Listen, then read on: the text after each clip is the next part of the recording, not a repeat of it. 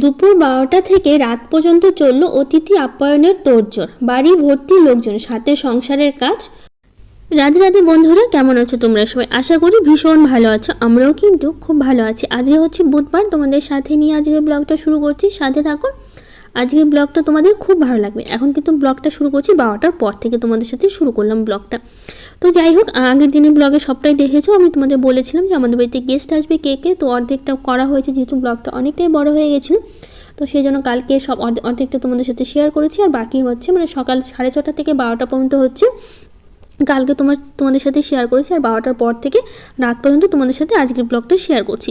যেহেতু ব্লগটা অনেকটাই বড় ছিল আর অনেক কাজকর্ম ছিল সারাদিনে, তো সেই জন্য অনেকটা বড় হওয়ার কারণে দুটো মানে পার্ট করে দিয়েছি ব্লগের, বলতে পারো একদিনে দুটো ব্লগ হয়ে গেছে, মানে দুদিনের হয়ে গেছে। তো যাই হোক, স্নান যেহেতু রান্নাবাড়ি সব হয়ে গেছে, সকাল থেকে যা যা করেছি সবই তো তোমাদের শেয়ার করেছি আমি আগের ব্লগে। তো যাই হোক, সকাল থেকে যা যা কাজ করা হয়ে গেছে, তো এখন শুধুমাত্র স্নানটা বাকি ছিল। রান্নাবাড়ি দুপুরে সব হয়ে গেছে, শুধুমাত্র তখন আবার রাত হবে, তখন রাতে রান্নাবাড়িটা করতে হবে। তো স্নান করার সময় আমি হচ্ছে জামা কাপড় কয়েকটা ছিল সেগুলো কেচে দিয়েছি। বাবানের স্কুলের জামা প্যান্ট ছিল সাদা স্কুলের, আর কিছু সোয়েটার ছিল, আমার কিছু ছিল, এগুলো একসাথে সব কেচে দিয়েছি। তারপরে হচ্ছে স্নান টান করে, যেহেতু শ্যাম্পু করেছিলাম অনেকক্ষণ চুল শুকাতে বসিয়ে দিয়েছিলাম। তারপরে এই যে কৌটাগুলো আমি ধুয়ে দিয়েছিলাম, এগুলোর মধ্যে আমি আটা রাখি। বাবানের অনেকগুলো আটা নিয়ে এসে, মানে 3 কিলো আটা এনেছি, যেহেতু আমি রুটি খাবো প্রতিদিন বলেছি সেই কারণে। তো অনেকগুলো আটা নিয়ে এসে, তো সেগুলো আর হচ্ছে কালকে এনেছি, আমি ঢালিনি। ভাবলাম কি যে একবারে ধুয়ে দেবো কৌটাগুলো, আর কালকেই ধুতে চাইছিলাম, ভাবলাম আজকে সকালবেলা ধুই, তাহলে রোদে বেশ সুন্দর শুকিয়ে যাবে। তো সকালবেলা কাজ করার সময়, রান্না করার সময় তখনই আমি আটার কৌটাগুলো ধুয়ে বাইরে রোদে দিয়ে দিয়েছিলাম। রোদে দিয়ে দেওয়ার কারণে হচ্ছে না, একদম সুন্দর কিন্তু শুকিয়ে গেছে কৌটাগুলো, জলটাও ঝরে গেছে, শুকিয়ে গেছে। তো যাই হোক, আটাটা ঢেলে নিলাম, কিছুটা বেশি হলো, তো ভাবলাম ওই কৌটার মধ্যে আর ঢালবো না, শুধুমাত্র প্লাস্টিক ধরেই রেখে দিয়েছি।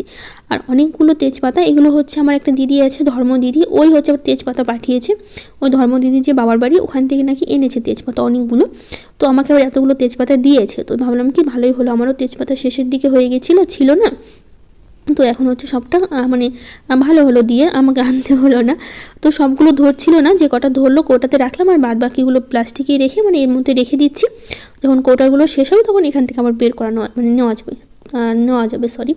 তো তেজপাতাগুলো খুব ভালো ছিল। তো এখানে ছিল হচ্ছে হলুদ সর্ষা, সেটাও হচ্ছে ছিল না, তো সবই নিয়ে এসছে বাবানের বাবা। একবারে হচ্ছে সবটা ঢেলে নিলাম, নিয়ে তারপরে যে কৌটাগুলো যেহেতু নিচে রাখি আমি, এগুলো বড় বড় আটার কৌটাগুলো, আটা বিস্কুট এগুলো, আর উপরে তো সব তেল মশলা ডাল এগুলো থাকে। তো নিচে সব এগুলো আটা মানে আটা বিস্কুট এগুলোর কৌটাই বেশি নিচে, তারপর ছাতু চিরা এগুলোর কৌটাই থাকে, তো ওগুলো সব নিচে রাখলাম। তো টেবিলটা একটু পরিষ্কার করে নিলাম, যেহেতু বাড়িতে আমাদের গেস্ট আসবে অনেকজন, 8 জন আসবে। কে কে আসবে সেটা তো তোমাদের কালকের ব্লগে বলেছি, তো আজকে আবার বলেছি। আমার আসবে হচ্ছে মাসি শাশুড়ির হচ্ছে মেয়ে, তাদের ছেলের বউরা আসবে, নাতি আসবে, আর মাসি শাশুড়ি আরেক মেয়ে আসবে। আমার মাসি শাশুড়ির হচ্ছে 4টা মেয়ে, 3টা হচ্ছে ইটাহারে বিয়ে হয়েছে, একটা বিয়ে হয়েছে পাটনাতে। তো ওই মাসি শাশুড়ির মেয়েটা হচ্ছে মারা গেছে কয়েকদিন হলো, তো তারই হচ্ছে মানে কাজকর্ম হয়ে গেছে, তো তারই ছেলের বউরা হচ্ছে আসবে, তো আসবে আজকে। তো সেই কারণে হচ্ছে সেটার জন্যই তোড়জোড় চলছে। সকাল থেকে কী কী রান্নাবাড়ি হলো সবটাই তোমাদের সাথে শেয়ার করব।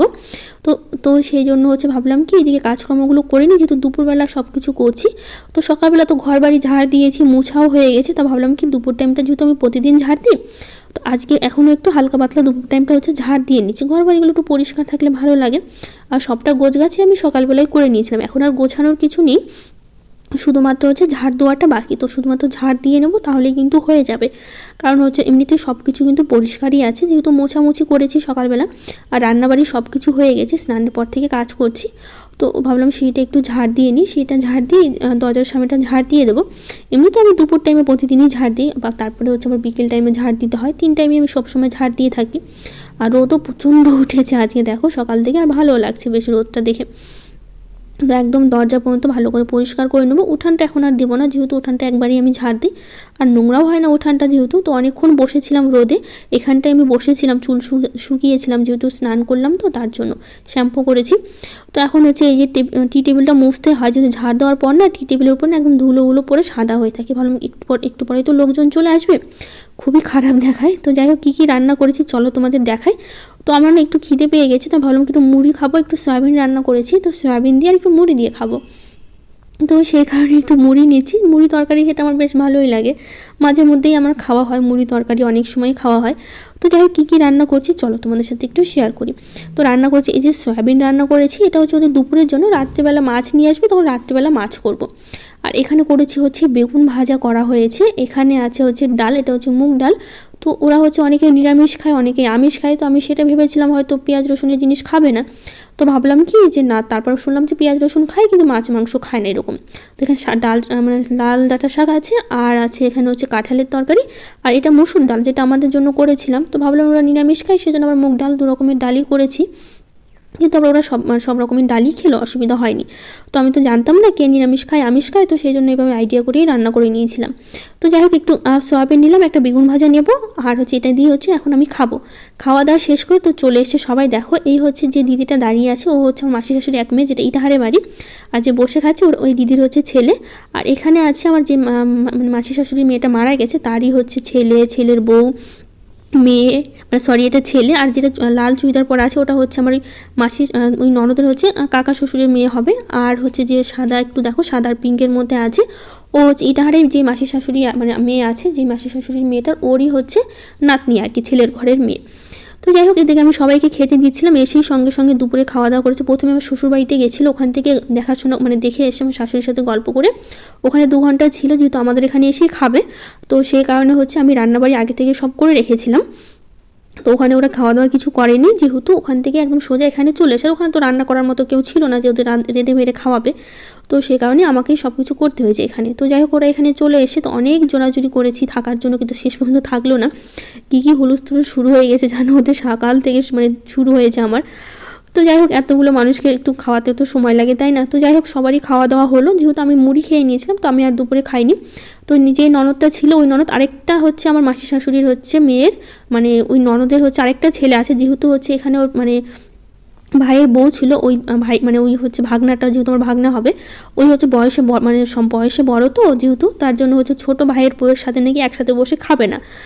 যেহেতু একটা ওদের ওখানে নাকি ওটাই হচ্ছে নিয়ম, মানে সম্মান মানে বলতে পারো, যে হচ্ছে ভাসুর বা মানে ভাসুর আর হচ্ছে ভাইয়ের বউ আর কি এক জায়গায় বসে কথাও বলতে পারবে না, একসাথে বসে খেতেও পারবে না, এক জায়গায় থাকতেও পারবে না। তোরা এক জায়গায় বসে গল্প করছে এরকম মানে হয়ই না আর কি নাকি ওদের ওখানে, এটা নাকি একটু মানে হয় না। তো সেই কারণে ওরা আলাদা আলাদা সবসময় থেকেছে, যেহেতু আমাদের এখানে এটা হয় না, কিন্তু ওদের ওখানে নাকি পাটনাতে এরকমই হয়। তো যাই হোক ওটা খাওয়া দাওয়া হলো, অনেকক্ষণ গল্প করেছি বসে। তারপর একদম সন্ধ্যার আগে আগে মানে বিকেলবেলা একটু চা করছি, ওরা আসার পর আর চা দেয়নি, যেহেতু সঙ্গে সঙ্গে ভাত খাবে, অনেকটা বেলা হয়ে গেছিলো, 2টার দিকে ওরা এসছে, এমনিতে কতটা বেলা হয়ে গেছে, তো সেই জন্য আমি সঙ্গে সঙ্গে ওদের ভাত দিয়ে দিয়েছি, এসে কিছু দেয়নি, জল খেলো তারপর ভাত দিয়ে দিয়েছি। তো যাই হোক খাওয়া দাওয়া হলো, তারপরে হচ্ছে বিকেলবেলা করছি চা। তো এখন হচ্ছে সবাইকে চা দেবো, বাবানের বাবা গেছে বাজারে, অনেক জোরাজুরি করার পর যে ওরা থাকবে না, ওরা না খেয়েই চলে যাবে, বিকেলেই চলে যাবে, ভাবলাম এসে একটু নিরামিষ ভাত খাওয়ালাম, মাছও মানে একটু মাছ মাংস হলে সুবিধা হয়, কিন্তু কেউ কেউ বলছে মাছ খাবে, মানে কেউ মাংস খায় কেউ মাংস খায় না এরকম।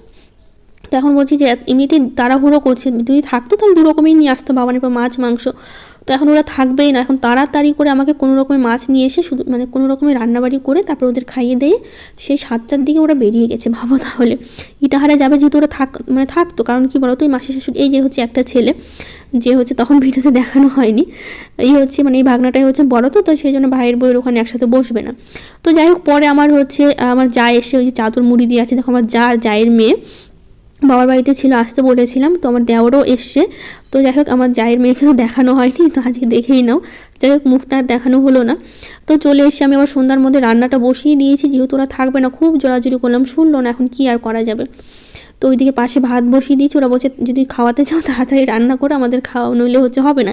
সেই রাতের খাবার 7টার দিকে খেয়েছে, খেয়ে আর থামেনি, সঙ্গে সঙ্গে 7টার পরে বেরিয়ে গেছে।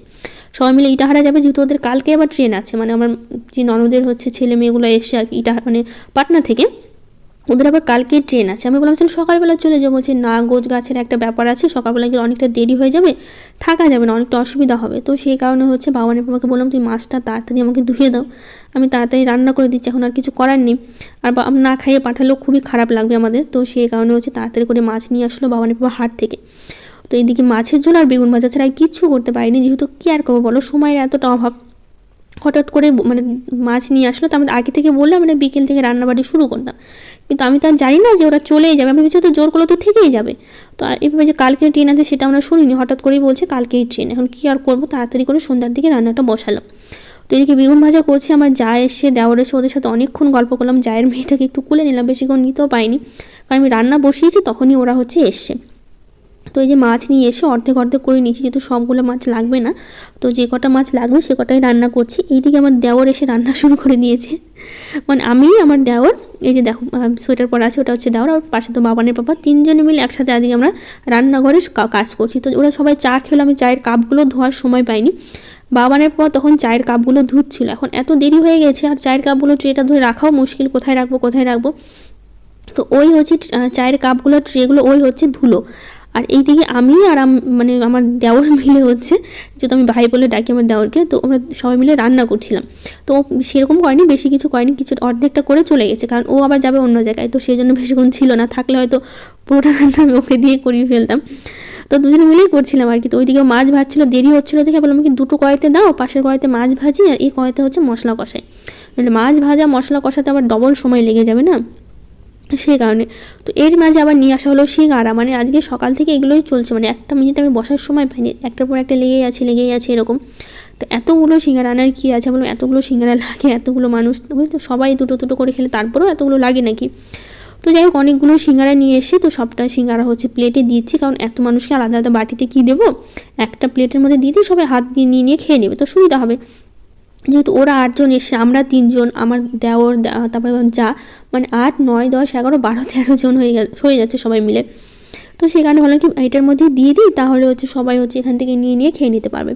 তো এখন এই যে প্লেটে একটু সস ঢেলে দিলাম, তারপরে একটু নিয়ে এসে হচ্ছে মানে 12 ভাজা নিয়ে এসছে, তো ওটা ঢালবো। দিয়ে মাছগুলো আমার দেওর আর উল্টাতে পারছে না, ও মাছগুলো দিচ্ছে, বলছে আমি পারছি না উল্টাতে, তো আমি ওর মাছগুলো উল্টে দিয়ে আসলাম। তো এই 12 ভাজা অনেকে বলে মিশালি, তো যাই হোক তোমরা কী বলো অবশ্যই জানিও, আমার কিন্তু খেতে বেশ ভালোই লাগে। এটাও নিয়ে এসে হাট থেকে এনেছে, তো এটা সবটা প্লেট ধরে ওদের দিয়ে দিয়েছি, ওরা ইচ্ছা মতো খাচ্ছে, আমিও নিয়ে খেয়েছি, রান্না করছি আর করছি। তো যাই হোক দুজনে মিলে করছিলাম। তো এই দিকে হচ্ছে আলুগুলো দিচ্ছি, এখন হচ্ছে আমার মানে দেওর চলে গেল আর কি, ও থাকবে না বলছে, একটু কাজ পড়ে গেছে, ওকে যেতেই হবে। তো আমার যাও থাকেনি, কারণ হচ্ছে ও রাত হয়ে গেছিলো, তো আমি বললাম থাকতে যে আমাদের এখানে থেকে যাও কদিন মেয়েকে নিয়ে, তো বললো আমি তো কিছু নিয়ে আসিনি, তো অন্য সময় এসে থেকে যাবো, তো সেই কারণে আর থাকেনি। তো ওর দিয়ে গেলো, যেহেতু রাত হয়ে গেছিলো অনেক, তো সেই কারণে আর থাকবে না। আমার দেওরও যেহেতু চলে যাবে, ও দেওয়ার থাকলে হয়তো আমার যা থাকতো রাত পর্যন্ত, কিন্তু আমার দেওয়া চলে যাবে, বলছে আমার অনেক রাত হবে, তখন বলছে যে আমার যা বললো যে আমি তো কিছু নিয়ে আসিনি মেয়ের জন্য, তো রাতে তো জামা কাপড় লাগবে, তো কী আর করা যাবে, তোমাকে যেতেই হবে। তো সেই জন্য ওরা আবার চলে গেল, ওরা ভাত খায়নি, সিঙ্গারা খেয়ে চলে গেছে। তো যাই হোক এদিকে আমি রান্নাবাড়ি করছি, ভালো রান্নাঘরটা পরিষ্কার করিনি, সেই দৌড়াদৌড়ি এর মধ্যে সব কিছু করা হলো, ঠিকমতো পরিষ্কারও করতে পারছিলাম না সেলফটা, মানে সময় নাই তো হাতে, সেই কারণে তাড়াহুড়ো করছিলাম আমি একটু করতেও তো সময় লাগে, আবার তার মধ্যে একটু মাঝে মধ্যে একটু কথা বলা হচ্ছে, এই ডাকছে ওই ডাকছে, বলছে এটা লাগবে ওটা লাগবে, এগুলো করতে করতে দৌড়াদৌড়ি করছিলাম সব কিছু। তো ওইদিকে মাছের ঝোলটা হয়ে গেছে, মাছগুলো দিয়ে দিলাম, সবাইকে একবারে নিচে বসিয়ে দিয়েছিলাম, সবাই একসাথে নিচে বসে খেয়ে নিয়েছে, যেহেতু টেবিলও হচ্ছিলো না, সবার একসাথে দেরি হয়ে যাচ্ছিলো, গাড়ি পাওয়ারও একটা ব্যাপার আছে না, 7টার পরে বেরিয়েছে, অবশ্য 8টা পর্যন্ত 8:30 পর্যন্ত গাড়ি পাবে, তারপরও একটু মানে দূরের রাস্তা না, ইটাহারে যেতেও মোটামুটি 1 ঘন্টার উপরে লাগে যেতে আমাদের এখান থেকে, মানে 1 ঘন্টা তো লাগে ইটাহারে যেতে আমাদের এখান থেকে, তো সেই জন্য একটা সময়ের দরকার, অনেক রাত হয়ে যাবে।